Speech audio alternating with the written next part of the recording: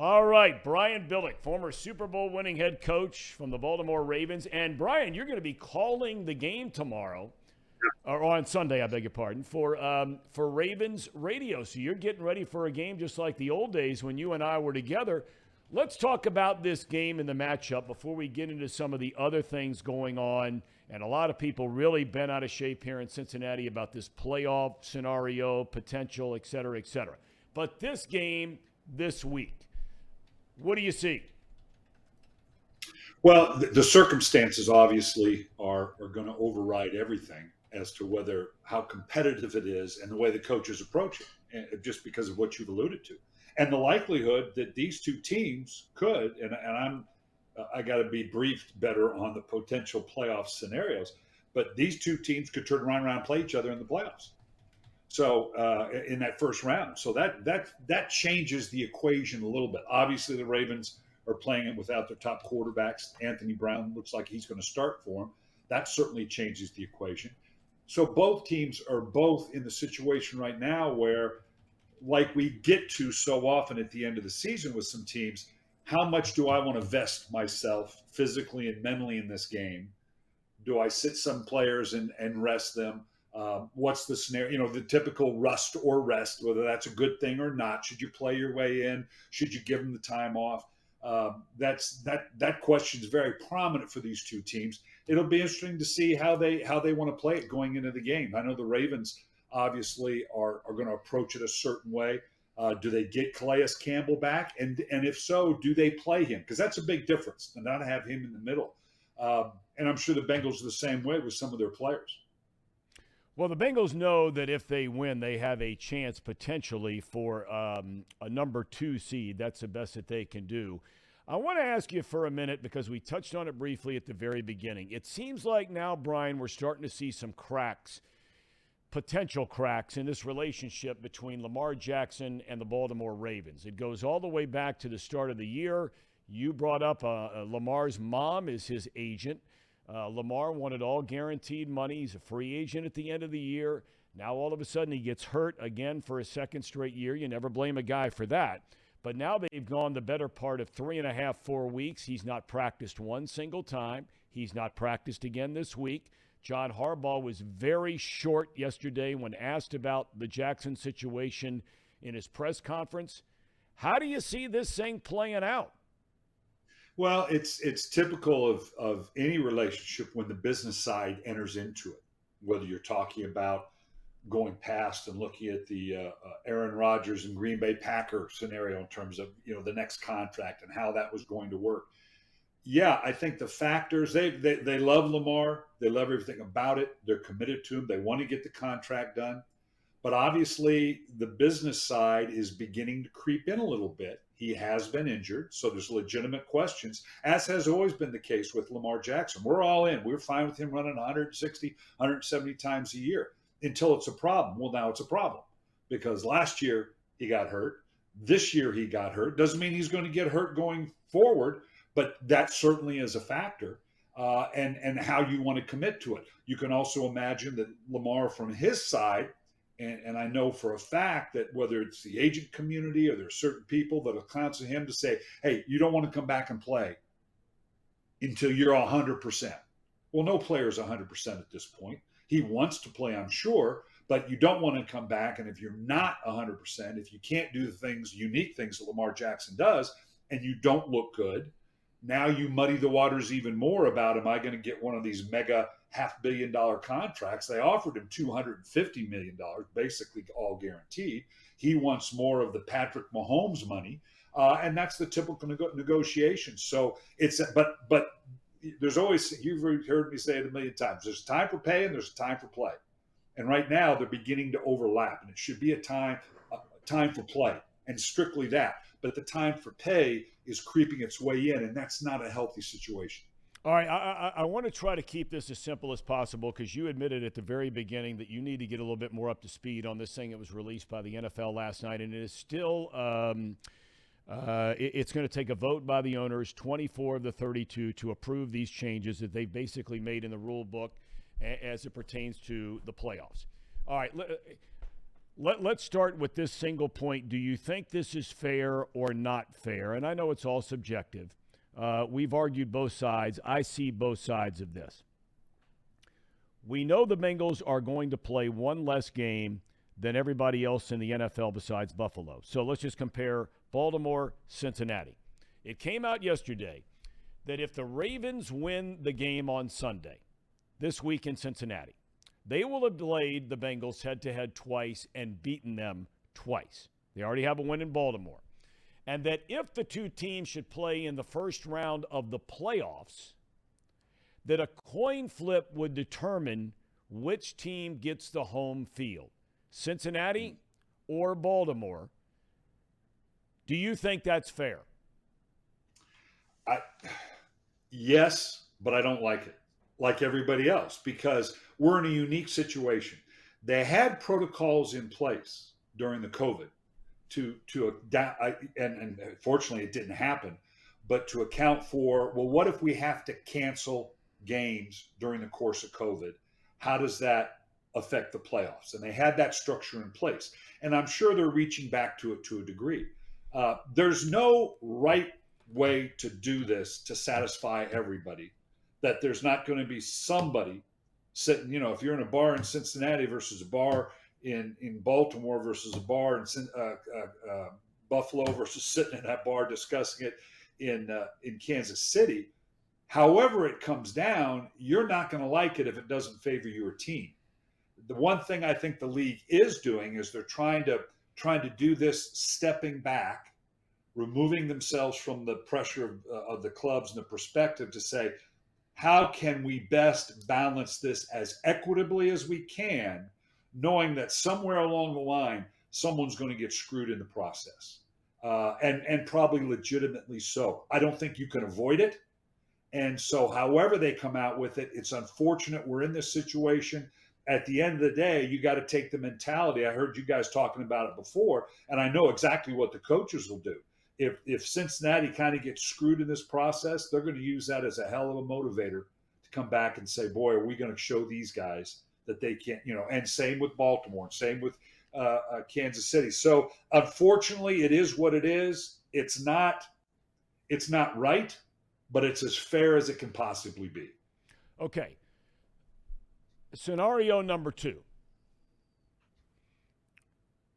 Buffalo wins this week.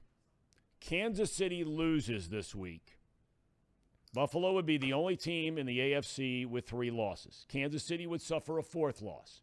And let's add in the Bengals beat Baltimore this week. They will have played one less game than Kansas City, but have the same number of losses. And in head-to-head this year, Cincinnati beat Kansas City. Under that scenario I just painted, the Kansas City Chiefs have already been guaranteed the number 2 seed with the Bengals the number 3 seed. Is that fair? Again, I don't know how to, because you can always go back to any number of playoff scenarios where the numbers have one team going above another, even though head to head, the one team won.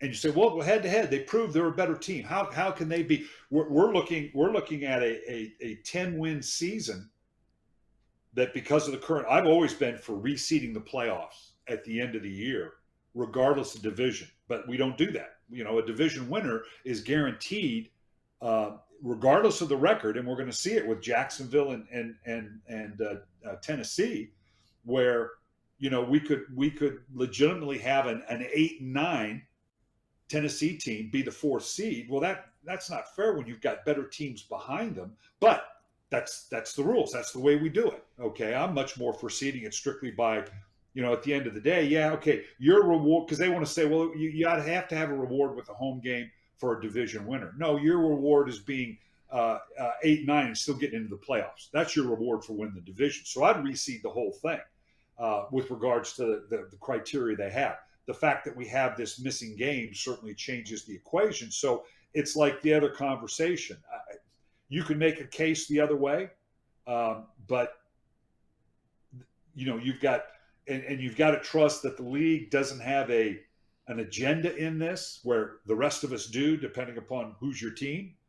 and saying, look, this is as fair and equitable as we can get, looking back and saying, all the criteria we have for wins in the division and wins in the conference and head to head and all how that works out, that magical formula that comes out that you just got to trust. Okay, this is about as fair as it can be. Is it right? Would you like it to have it cleaner to where it's real clear cut? Sure, but that's not life. Okay. Some in Cincinnati, and you've heard it in Baltimore. I mean, the size of the markets are the same. And virtually, I've made the case during this whole thing when people have said that, the league has a bias and wants to see Kansas City in there or wants to see Buffalo in there. And I've made the argument that, look, when you compare all four of those markets that are in the mix for all of this, Baltimore, Cincinnati, Buffalo, Kansas City, they're all roughly the same market. I mean, one might be one or two more than the other, but they're Buffalo a little bit less than the other three. But do you believe the NFL has any bias towards certain franchises wanting to see them in the more advantageous situation than another team? Emotionally, no, but to not suggest that the league, from a business standpoint, from the markets, and you and I dealt with it the whole time we were doing games in terms of the size of the markets we were going to broadcast in. It is silly to not think that any of the leagues, NBA, Major League Baseball, certainly the NFL, from a business standpoint, aren't happy to see success in New York, Chicago, San Francisco, Dallas for a lot of different reasons, simply because it's good for business. From the standpoint of, you're right, from a Cincinnati to a Baltimore to a Kansas City and Buffalo, from a business standpoint, I don't think they care. Because I don't think there is a real clear difference, other than you could make a case, well, some people really want to see Patrick Mahomes play. Some people really want to see Josh Allen play. Some people want to see Lamar Jackson play. So if from that standpoint, even though they may emotionally, keep in mind now that the owners are vested in this as well, and they're going to have a say, and they're going to do this vote, and so that's part of it as well. And do they let their business bias come into it as well? I don't know. I don't know that there's a business bias to favor a Kansas City over a Buffalo. So at that point, it's okay. Let's make this as equitable as we can. So I think most people here in Cincinnati, because you're comparing apples to apples when you're talking about comparing the Bengals to the Bills, because they will play the exact same number of games. And I don't think anybody has an issue with Buffalo right now sitting at 3 losses. Bengals have 4 losses. If they both win, Buffalo gets a number 1 seed, no problem. The rubber meets the road around here, some believe, I don't, but some believe, that Kansas City has been put in a situation here where it's win-win and no loss, so to speak, and some believing that the league would want to see Kansas City more than it would Cincinnati in a championship game or a Super Bowl game. I don't believe that for a second. I think right now Cincinnati has far more sex appeal with Burrow and Chase and this team on offense. They went to the Super Bowl a year ago. I believe they have a lot more sex appeal than Kansas City. You're outside of both of those cities. If you had to watch one or the other one play in a Super Bowl, which one do you think people would want to see the most? Or do you think the league cares between those two? I think you're right. I think it's apples to apples, because if you didn't have a Joe Burrow in Cincinnati to compare, because really when it comes down to it, it's the quarterbacks, right? I mean, if you want to say, let's throw Jacksonville into the equation. Let's say somehow they were in there. And do you think from a business standpoint, they're going, well, yeah, Trevor Lawrence is good and whatever, but wouldn't you really rather have Patrick Mahomes on the chair? Yeah, I can see that conversation. You could throw Baltimore into the equation if they had played and won these games along the way. And without Lamar Jackson, can you see them going, well, I sure as hell want to see Patrick Mahomes or Josh Allen in that situation, that I want to see Anthony Brown. Okay, and that's not being disrespectful of the Baltimore team. So I get that. But when you're talking about Patrick Mahomes versus Burrow, and listening to you guys talk about it, yeah, these guys, as Ozzie Newsome used to say, I'm not into the who's better of these three and who's gonna. But as Ozzie would say, they all live in the same cul-de-sac. Okay, they're all pretty good. And whether it's Josh Allen or Burrow or Mahomes. So from that standpoint, yeah, I agree with you 100%. I don't think there's a groundswell of no, we'd rather see Patrick Mahomes play in Kansas City than we see the Cincinnati Bengals and Joe Burrow. I don't know that that's the case. When back to the game this coming weekend, I want to ask you first of all, Brian, about I don't know if you saw the story a little while ago. It was reported that Demar Hamlin from his hospital room here in Cincinnati was able to be part of a Zoom call inside of a Bills team meeting today with players and coaches. And what he said to the team was basically, love you boys. They've taken the tube out of his throat that was, of course, helping him to breathe. And I mean, from what we saw, Brian, on the field last Monday night to where we sit here on Friday morning, nothing shy than an act of God above that this guy is able to do something like that today. Yeah, incredible. And not the least of which is, and what made it so unique is the entire country was watching. It's one thing. We've had injuries before, and players die. Corey Stringer, who I had in Minnesota, and then when I left, subsequently died on the practice field, and tragically, so these kind of extremes. But the fact that the whole world was watching and engaged in this, it doesn't make it any more or less tragic.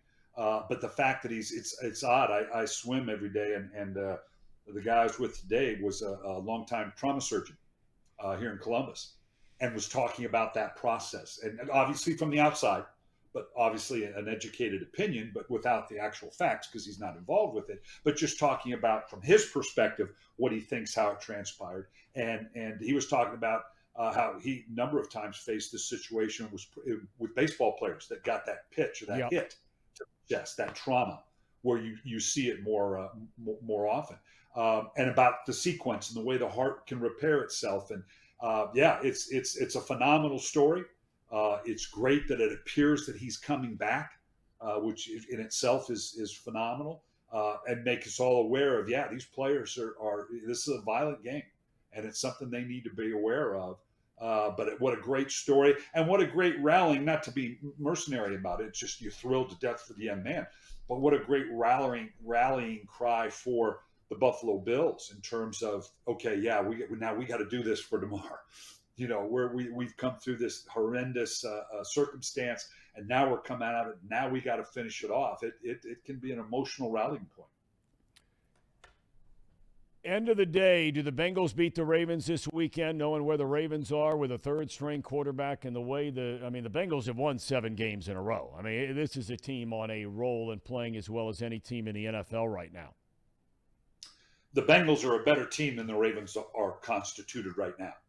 Now, again, regardless of how the game goes, if now we get into the playoffs and the Ravens get Lamar Jackson back, and they get Calais Campbell back, and they get Michael Pierce back, and then the equation changes a little bit, the potential, only because, as we know, Lamar Jackson is so unique in the way that he can change the complexion of the game. But I think Cincinnati is a better team than Baltimore right now, and that should prevail. But that's the founding fathers of this game. I've said it my entire career, and it's true. 60 minutes is just long enough for not the best team to win, but the team that plays best. And that's the great thing about this game.